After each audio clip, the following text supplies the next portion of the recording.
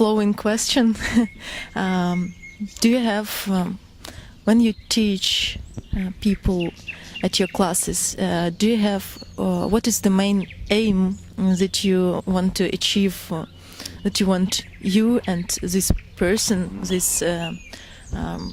concrete people to achieve through this class? Well, I think that the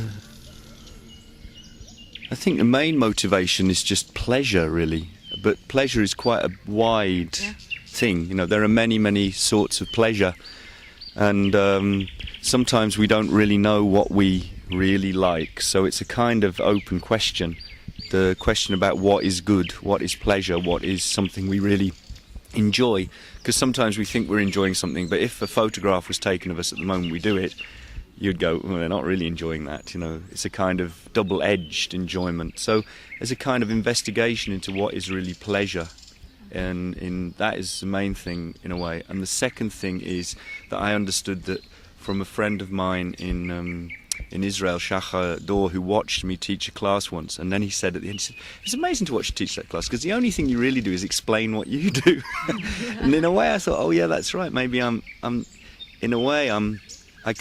realise that I don't have like a curriculum or something, or a model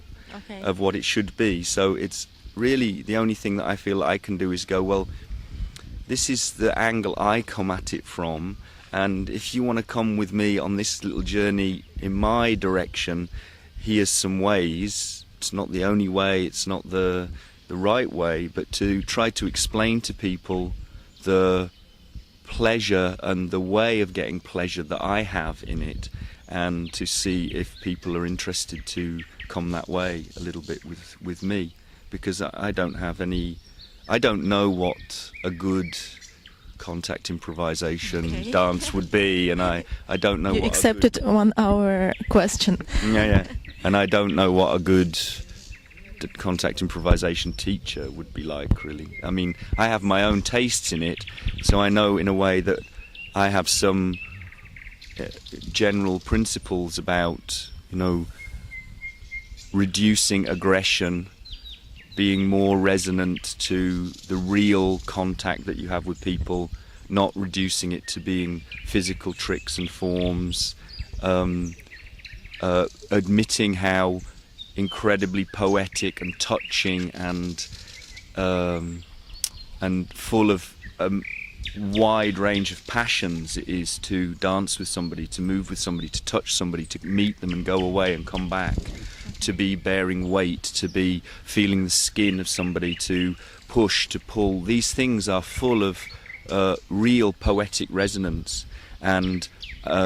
in my classes, in my teaching, what I'm trying to, in a way, encourage people to do is not run away from those, but kind of face them with this full resonant state, and then see how we deal with them well, see how we can deal with them well, rather than reducing it to physical forms of tricks, or to